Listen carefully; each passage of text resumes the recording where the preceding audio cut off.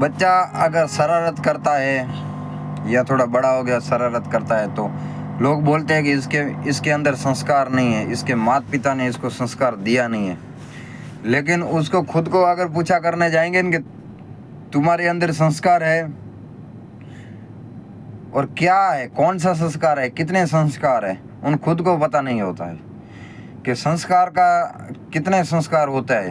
तो 16 संस्कार होते हैं। उसमें एक गर्भाधान संस्कार, पुष्पवनम संस्कार, सीमांतोन्नयन संस्कार, जातकर्म संस्कार, नामकरण संस्कार, निष्कर्मय संस्कार, अन्नप्राशन संस्कार, मुंडन संस्कार, कर्णभेदन संस्कार, विदारम संस्कार, उपनयन संस्कार, वेदारम संस्कार।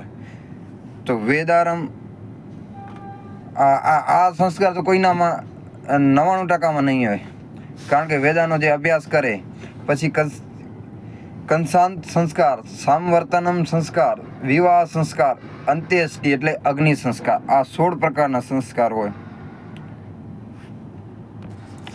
પણ આ સંસ્કાર 16 પ્રકારના હોય એ ખાલી 16 પ્રકારે નથી ખબર અમુક માણસોને, અને મોટી મોટી વાતો કરવા માંડે છે કે આમનામાં સંસ્કાર નથી। સંસ્કાર આ પ્રકાર છે, આ પછી કેવી રીતે આનો શું અર્થ થાય, શું મતલબ